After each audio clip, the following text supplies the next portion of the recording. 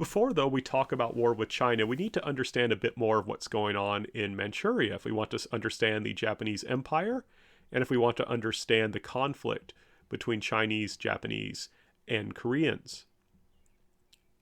And also, in particular, I want us to look at some individuals who, in a sense, are moving between these different ethnic groups, between these different countries, so we can better understand how the people living in this time period actually dealt with the situation. One thing we have to understand, and I think this is key to understanding the Japanese government at this time and understanding Japanese policy at this time, is there's not really a clear person in charge, right? If you want to understand Nazi Germany, it's relatively simple. You focus on Adolf Hitler because he told people to do stuff and they generally did it. In Japan, there's no one like that, right? There's no one really that has that much power. The closest is Prime Minister Tojo, who we're not going to really talk about, other than what I just mentioned. There's no one in Japan who's really running the show. And so what happens is the Japanese Empire is going to follow multiple conflicting goals. They're going to try and do too much. They're going to try to do contradictory things. And that's really going to cause a lot of problems and also confuse them because they don't seem to quite understand that what they're doing is conflicting and contradictory. If they actually had someone in charge, they would say, look, we can do A or we could do B, but we can't do A and B. So let me give you a couple examples. So we have this poster on the left. And it says at the bottom in Chinese, my Chinese isn't great, but I can read this. It says Japan, China, and Manchus, so Japanese, Chinese, and Manchus, working together for peace in the world. Right? Working together for peace in the world. And you can see there are 3 children, a Japanese child in the middle, a Chinese child on the right, that he's holding a flag that represents the 5 official ethnicities of China. On the left is a woman who has a similar flag. But it's bigger in yellow because she represents the Manchus. She represents Manchukuo. So there's this idea here of ethnic and international harmony that will lead to peace in the world. That's a noble goal. I would like peace. Peace is great. And I also like the idea of different ethnic groups being able to get along. That's also great. But you'll notice there's a problem. Who's the biggest person in the picture? It is the Japanese person. And there's a clear ranking, right? Japan's on top, then China because it's really big, and then below them is Manchuria, who's represented as a woman. And in this kind of patriarchal time period, right, that means that she is expected to be the most submissive, right? So there's a clear ranking here. So we can work together, we can have peace, and we can have harmony, but Japan's in charge. And we can understand that, say, Chinese nationalists don't much like that idea. Chinese would like to be in charge of China, thank you very much. They had just fought a revolution and were fighting a civil war in order to actually deal with that situation, right? So there's kind of a conflicting goal, right? Japan is saying we're here to liberate, we're here to save you from the West, but we're in charge. And while Japanese people will often differentiate Japanese imperialism from Western imperialism, Chinese people and a lot of Manchurian people will say they look the same to us, right? They look the same to us. So in a sense, Japan is going to be building an empire, but not admit that it's building an empire, and then be upset and angry and frustrated when people reject their empire because the Japanese will say it's not an empire, when in fact it really is. And to give you a sense of that, remember, one reason why Japan wanted to expand its power into Manchuria, you can see on the right. It says, Manchukuo, the son of a new nation. And it's interesting because what this poster is doing is it's showing Japanese settlers in Manchuria. Right, so remember, Japan wanted to find outlets for its growing population because it lacked resources. So they wanted to have access to land in Manchukuo. The problem is a lot of times there were people already living on that land. And the Japanese government wants to get the best land to give to Japanese people. Needless to say, that will upset the Manchus and the Chinese who already live there. And I think it's interesting that they call it the son of a new nation because it's clearly connecting it to Japan, which, Manchukuo is supposed to be an independent country, but here they're connecting it to Japan. So we see this problem, right? This fundamentally that Japan, it doesn't have anyone really in charge. You have these soldiers just running off doing whatever. And so you have people running in different directions, not even following any kind of consistent policy. And in fact, following contradictory policies. Policies that claim to be liberating Asians when in fact it is conquering them and practicing imperialism simply by another name, right? So there's these tensions, these conflicts within Japan's policies here, and it will impact other people as well. And we're now going to look at some of those people. One person who I think really illustrates the complexities and the difficulties of this relationship between China, Japan, and Manchuria in particular is a woman known to us as Kawashima Yoshiko. Now, one thing I want to stress, and this is a little confusing, so please bear with me, that of course is a Japanese name, but she was ethnically Manchu, right? She was ethnically Manchu.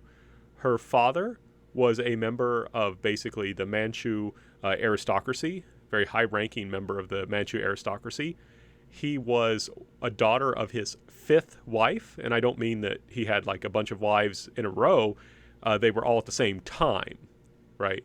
So he had multiple wives, a lot of children, and he wasn't particularly attached to his daughter, Kawashima Yoshiko, though she didn't have that name yet. So he gave her to a Japanese man with no children as his daughter, right? So he's going to give her to this Japanese man. And this was fairly common at this time period, but this was a little hard on Kawashima Yoshiko because a lot of times when you did this, the child was very young and had not real, and so it was a little bit easier for them to change attachments. But she was like 8.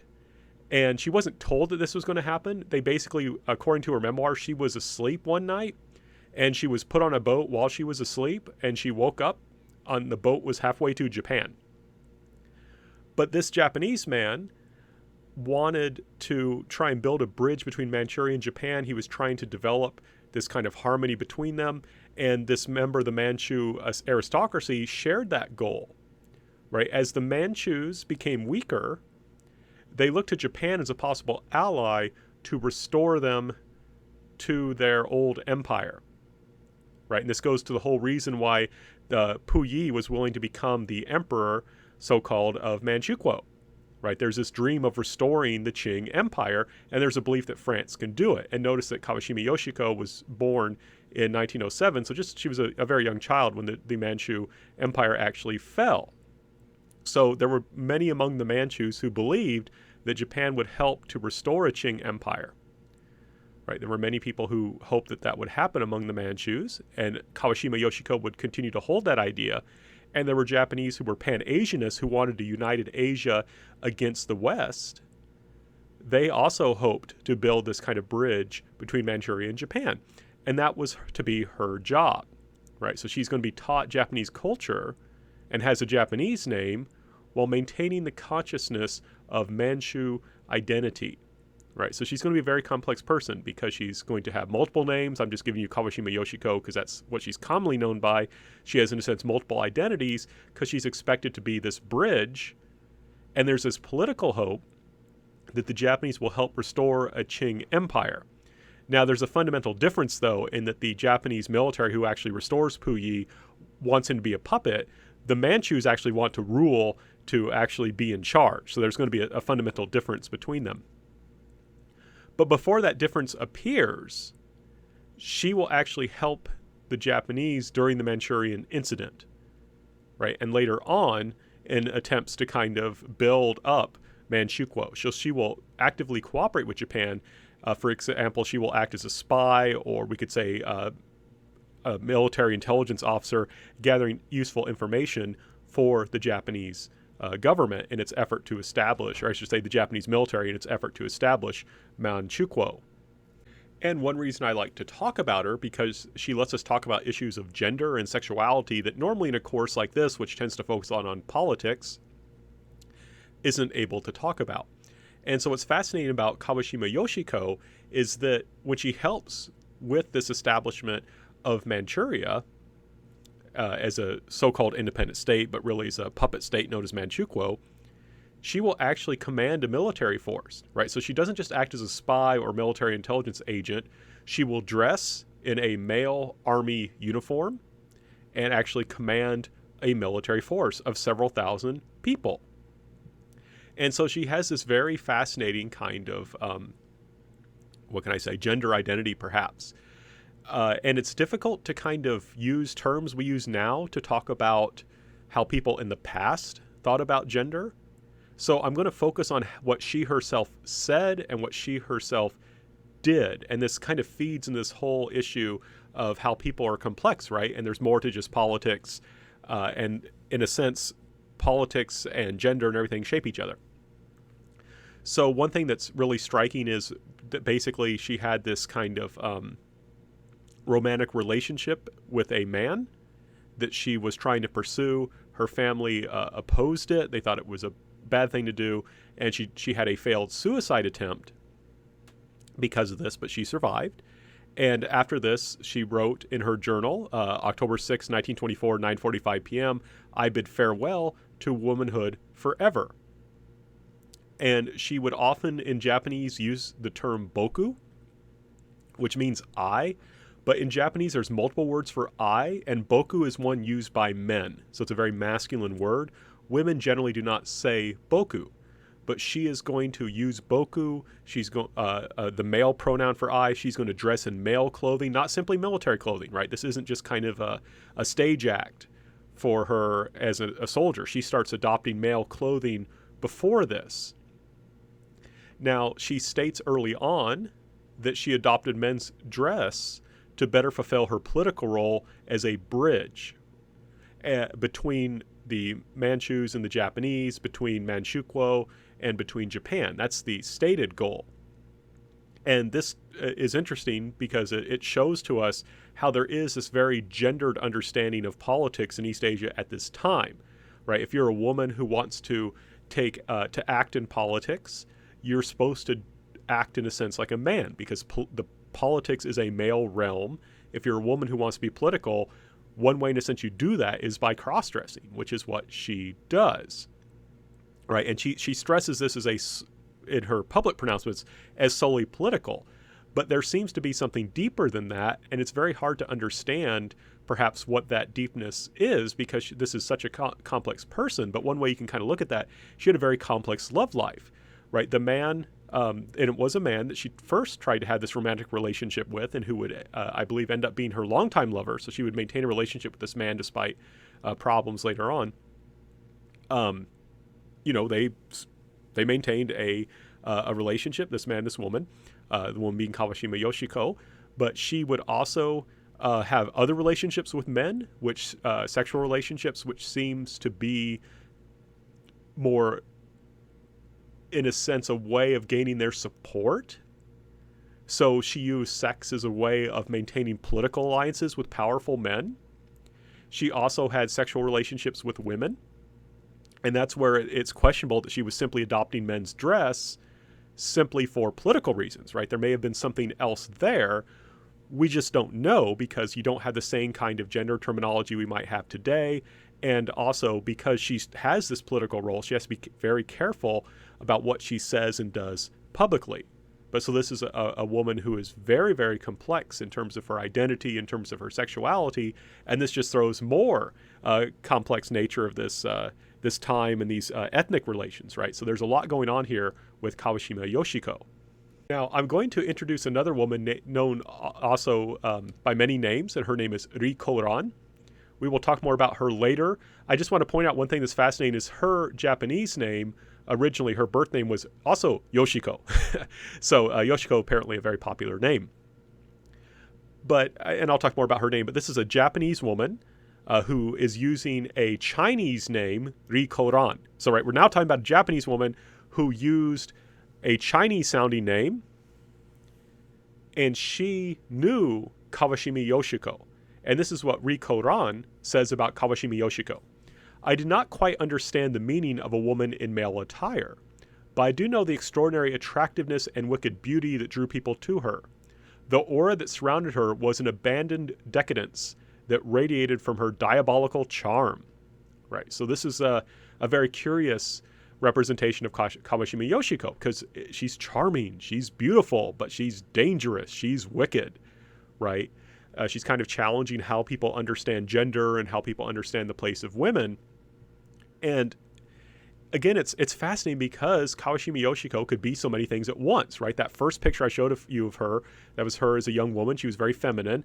And this other woman is also Kawashima Yoshiko. And you can see, again, she's, in a sense, dressed in a very feminine manner, but she's engaging in horseback riding, which is something Manchu did, but was normally understood as something that men do in other cultures and that women don't usually do. So very, very complex person. And it's really hard to get, in a sense, to her authentic self, right? Where is, in a sense, the real Kawashima Yoshiko? Is she only some of these things? Is she all these things? Is she none of these things? It's really hard to tell. One of the best glimpses we can get of this, of who she really was, I think, is a letter she wrote in 1937 to Rico Don. Now, I'll talk more about Rico Don later, but Rico Don is going to become a very, very famous movie star, right? She's going to become a famous movie star. In 1937, things were going really, really well for her. Things were going bad for Kawashima Yoshiko. By this time, Kawashima Yoshiko was addicted to a lot of drugs. She had been living a very hard life in many ways and was becoming less popular. She was fighting with the Japanese government, who she could see now did not want to actually restore the Manchu to power, but just wanted Manchukuo to be a puppet state. And I think this is a sense where we can get a glimpse of the real Kawashima Yoshiko. In this letter she writes to Rico Don in 1937. As I look back at my life, I ask myself, what is this all about? And felt so empty. Sure, when the world is interested in you and craves you, you are at the high peak of your life. But at the same time, people who want to use you swarm in. Don't let these people drag you down. Hold firmly to what you believe. Now you can do what you want, so do what you really desire. I'm a fine example of one who's been all used up by others and wasted. Look at me. I'm giving you this advice from my own painful experience. My state of mind is as if I were looking at the setting sun in the wilderness. I'm completely alone and do not know where I shall turn.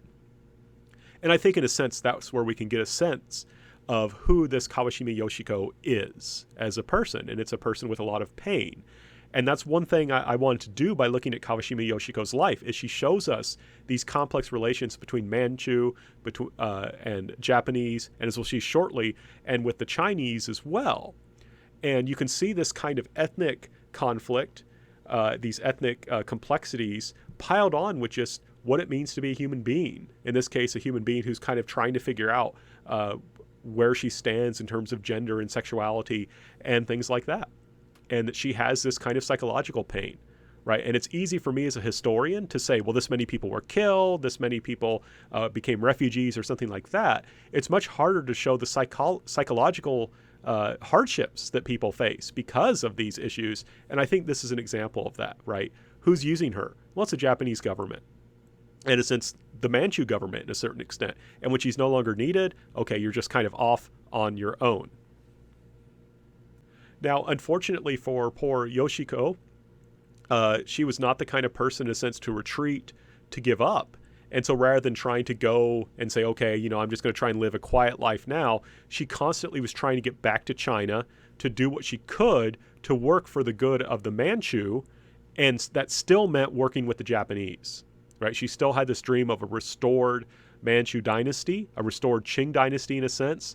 That meant working with the Japanese, who didn't always want to work with her because by this time, like I said, she'd become addicted to drugs and there were other problems as well. And she was ultimately captured by the Chinese. And what happened was she was put on trial for treason. Now, you can only commit treason if you're a member of the country putting you on trial, right? I'm an American citizen. I can't be a traitor to China because I'm an American citizen. And Yoshiko argued, you can't try me as a traitor, which has the death penalty, because I'm not Chinese. And she argued firmly that when she was adopted, she became Japanese. And the problem was her adopted father either did not register her as his child, so there was no proof that she was now a Japanese national, or he just did not give her the documents. So ultimately, in 1948, she will be executed as a traitor to China for working with the Japanese, trying to restore the Manchus, in a sense, to their former glory.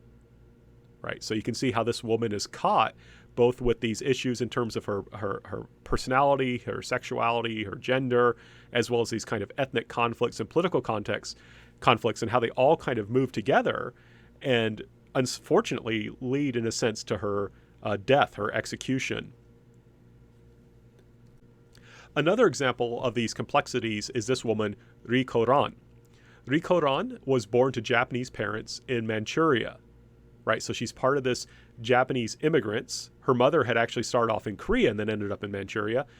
These Japanese immigrants who are leaving the home islands and moving throughout the empire and settling in that empire. Now, her father, though, did not look down on Chinese people. He was actually what we call a Sinophile, which is someone who had a great admiration and love and respect for Chinese civilization, culture, and the Chinese people. And remember, Sino-Japanese War, Sino means Chinese. And he really wanted to build a bridge between Japan and China. He was a Pan-Asianist. He wanted Japanese and Chinese people to be working together for the good of the Asian people, or the East Asian people, the yellow people, the lots of different ways, of course, they referred to it then. And so Rico Don, similar to Yoshiko, who we just discussed, she will actually also be adopted a couple of times, right? There'll be different Chinese families who will adopt her. And so she's going to develop a lot of different names, right? She'll be known as Li Xianglan, Pan Shu Huan. When she goes later after World War II to the United States, as it is in some movies, American movies, she will star under the name Shirley Yamaguchi. She will also have the name Otaka Yoshiko, which I believe is the last name she uses. And because of these adoptions, that's one reason why her names keep changing. And the name she's usually known as Rico Don, that is the Japanese pronunciation of Li Xianglan. So it's the same Chinese characters, just Li Xianglan, one of her adopted that Li was the family that adopted her and gave her that name, Li Xianglan. Rico Don is the pronunciation in Japanese of those Chinese characters. And so Rico Don, in a sense, represents the ideal and reality, and that means the complexity of any kind of Asian unity. Because what's going to happen is she's raised Japanese, and she's old enough when she's adopted by the Chinese that her Japanese is fluent. She knows how to act like she's Japanese, because she is. But what happens is that her family, her Chinese family that adopts her, will attempt, and I shouldn't just say attempt, will succeed in teaching her to act like she's Chinese. And I know this sounds kind of, if you're a Westerner and you're not used to thinking like this is complex. China, Japan, and Korea are really different countries. So, for example, at this time period in Japanese culture, women should smile a lot. That's a sign of gentleness and femininity. But Chinese people, at least the Chinese people she lived with, did not do that, right? They don't do that. And so Rico Don, though, is able to learn Chinese so well and Chinese culture so well that she can pass. People will think that she's Chinese, but at the same time, she stays Japanese. When she wants to act Japanese, people will think she's Japanese. If she wants to act Chinese, people will think she's Chinese. It's really astounding. Now, if that's not remarkable enough, what's also key is this very interesting thing is that she had some problems with basically some issues with her lungs. And in order to help her improve her health, they taught her singing. And it was found out, this is when she was a young girl, she was only she was like a tween, she was like 11, 12 years old. They found out through giving her these singing lessons to improve her health that she was a really good singer. And it also turned out she had a talent for acting. And especially in this time period, in like the 1930s in particular, which is when she's going to be really active as when she's like 18, 19 years old, that's really important, right? A lot of movies feature singing. So she's going to become this amazing movie actress. Now, to talk about what this all means in terms of her film career, I want to talk about this Dr. Fei Yuan Kleeman's book, In Transit. And this is a fascinating book that talks about Rico Don and Yoshiko and lots of fascinating people who are connected to each other through this Japanese empire. And Dr. Kleeman talks about how when Rico Don becomes a film actress, it's for the Manchurian Film Company, which is a Japanese-run film company whose job is essentially to make films that convince people in Manchuria, Chinese, Japanese, Manchus, Koreans, whoever, that they should work together. Right, so this film company, the Manchurian Film Company, in a sense, exists to create goodwill and harmony to advance Japanese interests among Japanese people, Manchu, Han Chinese, Koreans, and so forth. Right? So her film career is connected to this ethnic relationship. And Kleeman writes, Ri was most often assigned the role of the Chinese Anjune. I'm butchering that word, but it means an innocent or sophisticated young woman, especially in a play or film. And by the way, I just Googled that because I wasn't sure how to pronounce that name. I just wanted to share that because I think that's kind of a curious thing. Who at first resents the Japanese, but through goodwill and romantic feeling, comes to admire and as a consequence submit herself to the Japanese hero. Right? The acculturative process, though bumpy, always came with a happy ending, the perfect manifestation of the greater East Asian harmonious coexistence discourse. The tricky message that Japan's advance in China would liberate China from Western colonialism and bring them happiness was conveyed in the sympathetic, easy-to-swallow package that was Rico Don. So, going back to what I was saying, these films were being made as propaganda, Japanese propaganda, to convince Chinese people in particular, but also Manchus and others, that it was good that Japan was having its actions in Manchuria and was invading China. That this was a good thing. And this was represented by Ri, who passed for Chinese to play the role of a Chinese woman who resents the Japanese, but through her relationship with a Japanese man, comes to realize that what the Japanese is doing is ultimately good for them, right? So again, this goes to this issue of sexuality too. The powerful, intelligent Japanese man convinces this Chinese woman that actually Japan, the dominant partner in the relationship, patriarchal society, is acting for the good of everyone, right? And this then shares this image. And these movies are well made and they're entertaining. And I chose this image on purpose to illustrate what Dr. Kleeman was saying, this easy to swallow package, right? Rico Don is a beautiful young woman. And this is on purpose. This film is showing her like either entering or coming out of a bath. She's got her towel on. You know, this is pretty racy stuff. And so people are going to come watch this movie. To make good propaganda, you have to actually make good movies that people will want to come see. And they used her beauty and her sexuality to get people to watch these things in hopes that they would, like her, accept Japanese rule. But you've got this weird irony because this woman who presents herself and passes as Chinese don't know she's Japanese. They think she's Chinese, but she's actually Japanese. So you've got this very curious thing going on here. And this issue actually came up directly where a Chinese journalist who saw that this was all just propaganda asked her publicly, "Aren't you a Chinese? Why did you appear in that kind of film in spite of that fact? Haven't you forsaken the pride of your people?" And her answer was interesting. She says, "That was a mistake I made before I was 20 years old and could not tell right from wrong. My ignorance led me to the oversight. I'm very sorry about it. I would like to apologize for appearing in those movies. Please forgive me. I will not make the same mistake again." Right? So here's the key thing is Rico Don, even as she was being in these propaganda movies, she had an honest love and affection for Chinese people. And she felt this kind of complex identity because she realized that Japan was treating them brutally.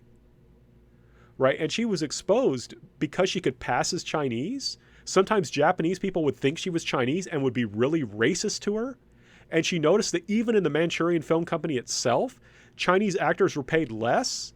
And like Japanese actors would be given rice to eat, but the Chinese actors would only be given barley, which isn't as good as rice. Doesn't taste as good, it's not as nutritious.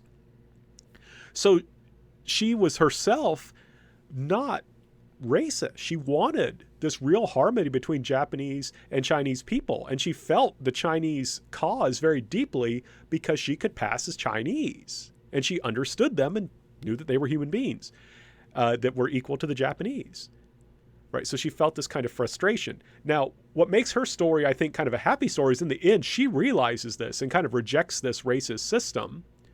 And she goes on to have a career after the war, first as a movie actress in the United States, but later she says, I don't want to have anything to do with this. And she becomes like a journalist and spends her time trying to help the less fortunate in the world. So she has kind of a happy ending in a sense. So makes for a nicer story. But again, it shows this kind of complexity you have in these interrelationships. So now we need to talk a little bit more about how Korea fits into this, right? So far, the story's been mostly Japanese and Manchu with a little bit about the Chinese, but we need to go back and talk about the Koreans. Now, I talked about earlier Chunghee, right? Remember this dancer who gets these opportunities through the Japanese Empire. I now want to look at two men who take very different approaches to the Japanese Empire. So one is a man named Park Chung-hee. And one thing I want to emphasize, Park Chung-hee will lead South Korea, what's formerly called the Republic of Korea, in the 1960s and 70s. So this guy is extraordinarily important in Korean history, right? I can't stress that enough. This guy is going to basically lead South Korea in the 60s and 70s, and that's when it undergoes massive industrial and economic development. He's interesting because if you look at his years, I'm not too strict about years, but notice he was born in 1917. That's 7 years after Korea was annexed by Japan. So he has no memory of Korea being an independent country, right? He has no memory of Korea being an independent country. So he is a nationalist in some ways, in that he wants Koreans to be proud of who they are, but he still accepts the Japanese Empire, right? He still accepts the Japanese Empire. So he's a very interesting situation. I think one reason he does that is because of his poverty. He's an example of one of these people who was extremely poor, and so they weren't so much interested in politics, they were interested in survival, right? They were interested in survival. His family didn't have any money, so they literally traded eggs for school supplies. Like when he went down to buy like pencils to use at school, he would take eggs with him, and he would trade eggs for pencils. And I think it took him, and he lived up in the mountains because he was poor, and it took him a couple hours, I think, to walk to school. But his family believed so much in education. He was just such a tough guy that he insisted on doing that. And often he was barefoot when he did that. And what he recalled that made him particularly miserable was that his mom would make him lunch because they didn't provide school lunches. And if it was wintertime, by the time he got to school, his lunch froze. And the problem was sometimes by lunchtime, it wasn't thawed, so he couldn't eat lunch. So imagine that. You're walking hours to and from school. And I'm not talking about like on a road. I'm talking about like over the mountains. And you have to do that without any food in your stomach. So this guy experienced extreme poverty. And so in a sense, he wanted to figure out how to make Korea rich. He was proud of being a Korean, and he wanted to make Korea wealthy. For now, it seemed that the best way to do that was through the Japanese Empire, and it's hard to blame the guy too much for that, because remember, he's born after Korea became a part of the empire. He has no memory of Korea being independent.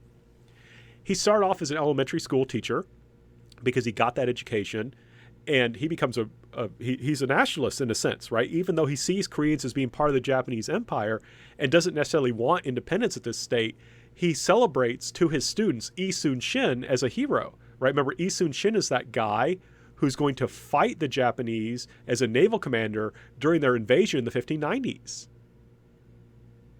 Right? He views him as a hero and says, this is the guy we should imitate, this guy who fought the Japanese. So he's willing, in a sense, to accept the Japanese Empire because he's pragmatic. There's nothing you can do about it. But he still has this Korean pride, and he wants to make Korea great. Now, one thing I think is fascinating is after Japan basically takes over Manchuria and sets up its puppet state, he asked permission to serve in the Manchurian army. Right? He asks for permission to serve in the Manchurian army. He writes a letter in blood asking to be allowed to serve in the Manchurian army, and it is accepted, and he becomes a military officer and the Manchurian army. Right? So he's going to serve in the army of the Manchurian army, the army of Manchukuo, which is basically under Japanese domination. So he's fascinating because he's a nationalist, but not anti-Japanese. He accepts the Japanese Empire. He hopes to gain career opportunities through that empire, right? He's joining the Manchurian army. But at the same time, he's proud of being Korean and wants to assert a Korean identity, even as he's learning fluent Japanese. And when he does work to try and transform Korea as the leader in the 1960s and eventually as dictator, he's purposely thinking of trying to do in Korea what the Japanese did in Meiji Japan. right? He wants to transform Korea into a rich, strong, independent country. So he's a fascinating guy because he totally works with the Japanese. He totally is taking advantage of the empire. But at the same time, he is going to help make Korea a strong country and is still a patriot even as he accepts the empire. Another patriotic Korean who rejects the Japanese empire is a man named Kim Gu. You maybe have never heard of Kim Gu, but one thing I think is fascinating that in a opinion poll, Koreans were asked who they thought was the most important Korean nationalist, and he won. Kim Gu won. And he also, there was a position in Korean history established at Harvard University, and it was named after him, right? So sometimes when they establish like a chair, like a position for a professor, they name it after a person, a famous person, or a person who sponsored it, and they named it after this guy. So very important man. One reason he's popular is that he was a nationalist first. Before being a communist or before being pro-Japanese or whatever, this guy always sought to put Korea first. And he was politically on the right. He was politically conservative, but he was a nationalist first. That was his overriding concern at all times. So for Koreans in a divided country, that's very attractive, right? He wanted to get Koreans together and find a way to transcend ideological differences. That's really hard to do, but he tried. He is also famous for, in a sense, it was just flat out murder. After the Japanese assassinated Empress Myeongsong, Queen Min, he found a Japanese military officer one night and just killed him. So he was someone who was comfortable with violence, and he will help orchestrate violent attacks on Japan in the early 1930s following their attack on Manchuria. And the reason he does this is because he knows he wants to show to the Chinese, hey, we Koreans are on your side. We don't want to be with the Japanese. We want to oppose them, right? We want to oppose them. So because he will orchestrate these violent attacks on Japan in the early 1930s, this involves throwing like bombs at Japanese officials, basically. He organizes them. Because of that, then he will get support from the Chinese, which he will use, and I'm talking about like financial support, to help develop a Korean resistance to Japan, right? So it's interesting, right? You have some Koreans like Park Chunghee cooperating with the Japanese empire in an attempt to make Korea stronger within the empire and to advance their own careers. And then you also have people like Kim Gu who say, no, we hate the Japanese empire. We want to be out of the empire, so we're going to work with the Chinese. Right? So this very fascinating difference, right? Some Koreans say we should stick with the Japanese. That's going to help us out the most. Other Koreans say, no, we need to fight the Japanese. We need to work with whoever's fighting the Japanese. And that, in this case, is the Chinese.